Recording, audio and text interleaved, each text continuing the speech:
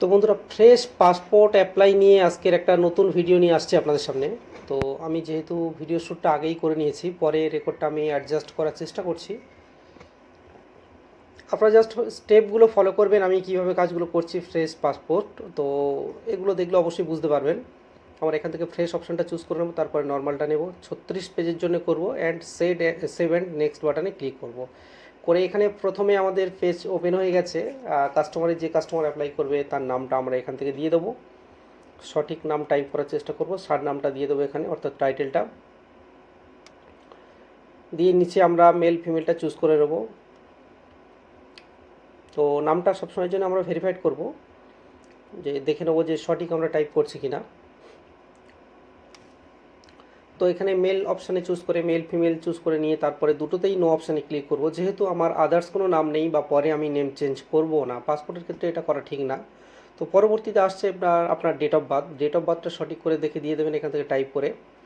পাসপোর্টের ক্ষেত্রে আমি একটা কথা বলবো, সবসময়ের জন্যে একবার ছাড়া 3বার ডকুমেন্ট ভেরিফাইড করে নিয়ে তারপরে কাজ করবেন। পাসপোর্ট খুবই ক্রিটিক্যাল একটা ব্যাপার, অবশ্যই জানেন, একটা গুরুত্বপূর্ণ ডকুমেন্ট। তো সেক্ষেত্রে চেষ্টা করবেন ভুল না হয়ে যায়।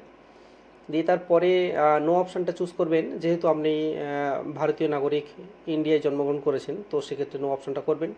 প্লেস অফ বার্থ আপনার জন্মস্থানটা এখানে দিয়ে দেবেন, ভিলেজটা দিয়ে স্টেটটা সিলেক্ট করে নিয়ে ডিস্ট্রিক্ট আপনার যেটা আসবে, আপনার জেলা পরিষদের মধ্যে যেটা পড়ে আপনার সাব ডিস্ট্রিক্ট বলা হয় কি আর, মহকুমা আমরা যেটা বলি, তো সেটাই আপনার সাব ডিস্ট্রিক্ট হিসেবে ওখানে আসবে।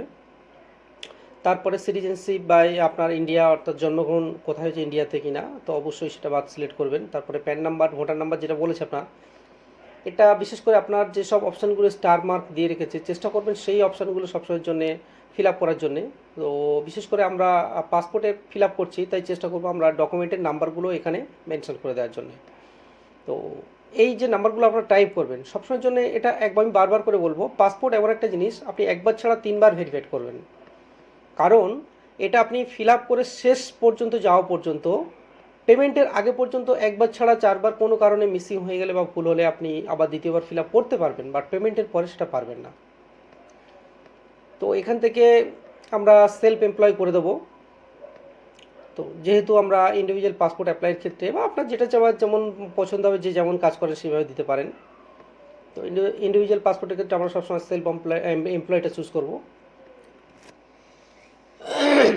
দিয়ে নো অপশানটা ক্লিক করবো এই জন্যে যে আপনি যেহেতু মাইনর হলে অবশ্যই ইয়েস করবেন, না হলে নো অপশান করবেন। তারপর নিচে আসছে আপনার আধার নাম্বার স্টার মার্ক দেওয়া নেই, তাও আপনি চেষ্টা করবেন ওটাকে মেনশন করে দেওয়ার জন্য, কারণ আমাদের আধার নাম্বারটা এমন একটা গুরুত্বপূর্ণ জিনিস হয়ে দাঁড়িয়েছে, প্রত্যেকটা কাজের ক্ষেত্রে লাগে। তাই আমরা চেষ্টা করবো যে এখানে আধার নাম্বারটা দেওয়ার জন্য। আপনি না দিলেও কোনো ব্যাপার নেই, ওখানে ডকুমেন্ট ভেরিফাইড করে নেবে, তাও দিয়ে দেবেন এখানে। বাট যেটা করবেন আপনি পাসপোর্টের ক্ষেত্রে, যেটা ফিল আপ করবেন সবসময়ের জন্য সঠিক দেওয়ার চেষ্টা করবেন। দুটো অপশান ছেড়ে গিয়েছে, আপনি এডুকেশনাল কোয়ালিফিকেশান আপনার যেটা হবে দেবেন, না হলে সর্বনিম্ন 7 পাস করে দেবেন। তো ইসিআর ক্যাটাগরিটা এটা আপনার সবসময় নো থাকবে। দিয়ে সেভ অ্যান্ড নেক্সট অপশানে ক্লিক করার পরে দেখতে পাচ্ছেন পরের পেজে আমরা চলে এসেছি। এখানে father's name, mother's name, legal guardian, অর্থাৎ যদি কোনো ছেলে হয়ে থাকে তার বাবার নামটাই আসবে, বা কোনো মহিলা বিবাহিত হলে তার স্বামীর নামটা আসবে। বা দেখা যাচ্ছে যদি বিয়ের আগে কোনো মহিলা অ্যাপ্লাই করেন, মেয়ে অ্যাপ্লাই করেন, তো সেক্ষেত্রে ফিমেল ক্যান্ডিডেট হলে অবশ্যই বিয়ের আগে বাবার নামটা থাকবে। তো এক্ষেত্রে আমরা কাস্টমার জন্য যারা অ্যাপ্লাই করব তার বাবা মায়ের নামটা সঠিক করে আমরা দেখে নেবো, লিগ্যাল গার্জিয়ান বাবার নামটা এখানে আবার দ্বিতীয়বার দিয়ে দেবো। দিয়ে স্পাউস নেম, যেহেতু বিবাহিত আমরা ম্যারিড সিলেক্ট করছি, তো বিবাহিত হলে অবশ্যই করে আমরা সেক্ষেত্রে স্ত্রীর নামটা, ওয়াইফের নামটা এখান থেকে দিয়ে দেবো। বাট আমি বারবার করে একটা জিনিস বলবো, পাসপোর্ট অ্যাপ্লাইয়ের ক্ষেত্রে প্রত্যেকটা নাম চেষ্টা করবেন সঠিক দেওয়ার জন্য, কোনো একটা মিস না হয়ে যায় বা মিসিং না হয়ে যায়। কারণ আপনার একটা ভুল পেমেন্টের পরে এটাকে কারেকশন করতে পারবেন না। কারণ আমি দীর্ঘদিন যাবৎ পাসপোর্ট অ্যাপ্লাই করে আসছি, আমি জানি। তো পরবর্তীতে এই সমস্যার জন্য আপনাকে ডাইরেক্ট জোনাল অফিসে কন্ট্যাক্ট করতে বলবে। তো জোনাল অফিসের বুকিংটা কতটাই যে হার্ড সেটা আমি জানি, যেহেতু আমি করি।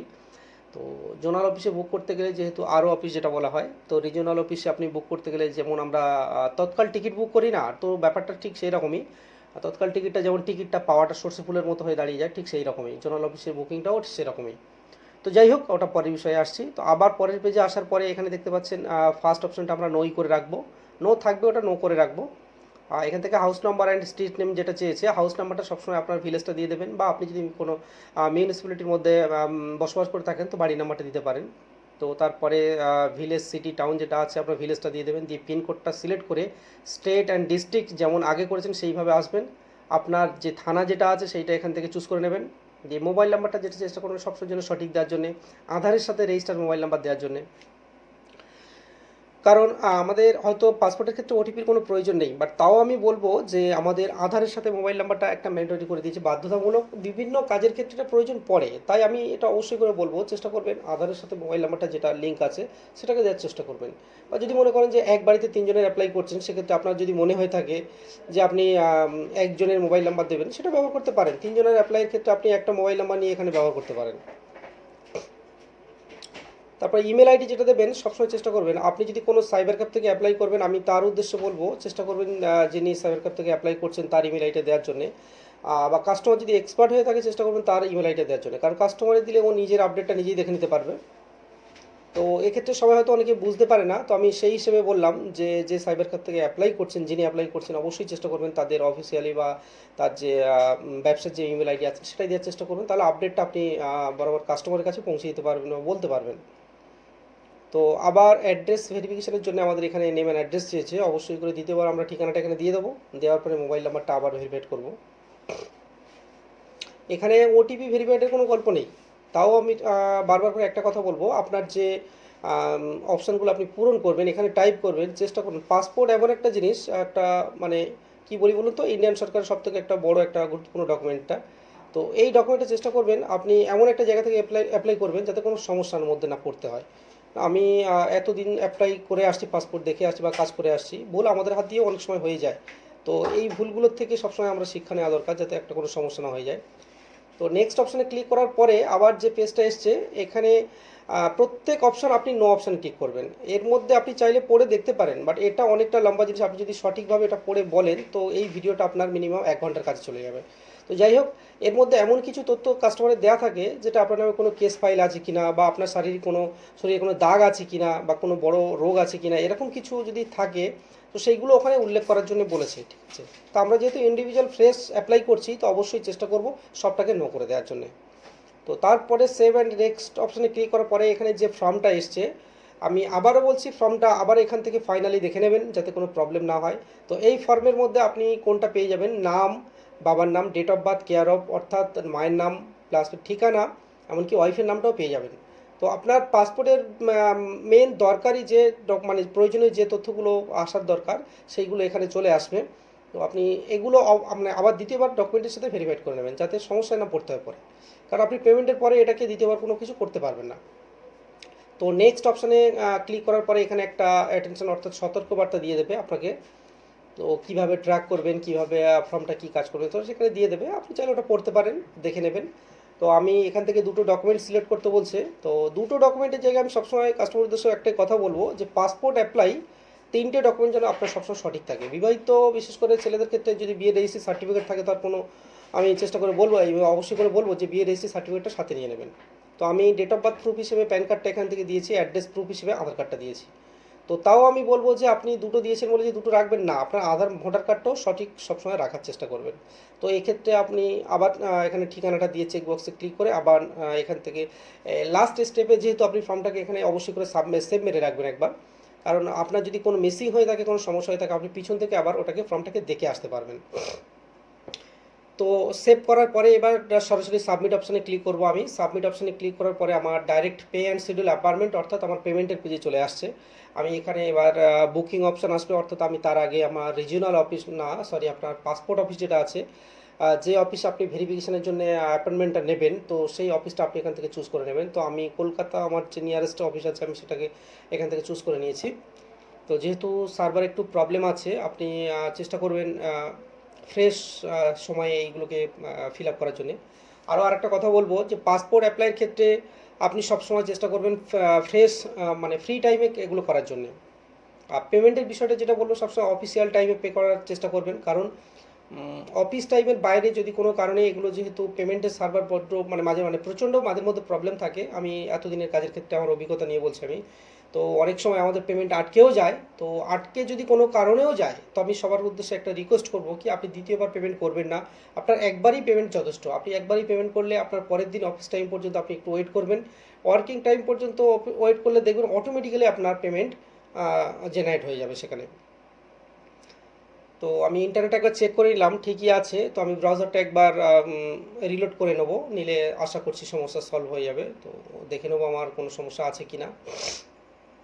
তো করার পরে আমার অটোমেটিক্যালি পেমেন্টের অপশন চলে এসছে, বুকিং ডেট আমাকে দিয়ে দিয়েছে। তো বুকিং ডেট দেওয়ার পরে এখানে এক্ষেত্রে এবার আপনার আসবে পেমেন্ট অপশন আসবে। আপনার এখানে ডেট আপনি যেমন খুশি মতো নিতে পারেন। তো এবার আমার পেমেন্টের ডেটটা এখানে এখনও পেমেন্ট আমার আসেনি, তো তাও আমি চেষ্টা করব এটাকে আরেকবার ভালো করে দেখে নেওয়ার জন্য। তো বরাবর আমার একটা কথা বলার উদ্দেশ্য এটাই যে পেমেন্টের আগে পর্যন্ত একবার ছাড়া 3বার দেখে নেবেন আপনি। তো পেমেন্টের অপশান এখানে আমি চেষ্টা করবো ইউপিআই দিয়ে, সব থেকে সহজ পদ্ধতি পেমেন্ট ইউপিআই। তো ইউপিআই পেমেন্ট যখনই করবেন আপনি চেষ্টা করবেন সবসময় ওয়ার্কিং টাইম অর্থাৎ অফিস টাইমের মধ্যে করার চেষ্টা করবেন, নাহলে ইউপিআই পেমেন্ট একটু আটকে যাওয়ার সম্ভাবনা থাকে, অনেক ক্ষেত্রে হয়েছে আমাদের। তো আমি স্ক্যানার দিয়ে পে করবো এটাকে, দেখবো এখানে কোনো সমস্যা আছে কি না।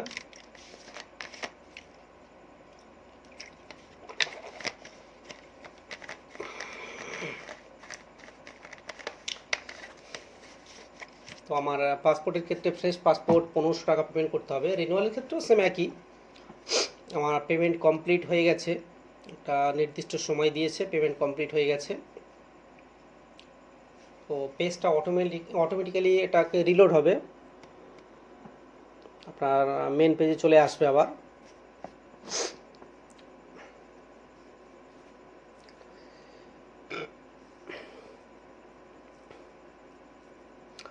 ট্রানজ্যাকশান স্ট্যাটাস ইজ সাকসেস দেখিয়ে দিয়েছে, আমার 10 সেকেন্ড টাইম দিয়েছে পেজটাকে ব্যাগে আসতে। তো আমি ক্লিক হেয়ার টু ওপেনে যদি ক্লিক হেয়ার অপশানে ক্লিক করি আমার অটোমেটিক্যালি আবার পাসপোর্ট বা হোম পেজে চলে আসবে। তো দেখতে পাচ্ছেন আমার ফর্ম এখানে দিয়ে দিয়েছে, আমি প্রিন্ট অ্যাপ্লিকেশন রিসিভে ক্লিক করব, আমার অ্যাপয়েন্টমেন্ট ডেট যাবতীয় বুকিং যা আছে সব এখানে চলে আসবে।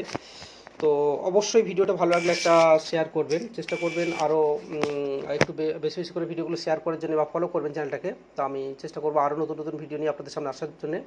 ভালো থাকবেন বন্ধুরা সবাই।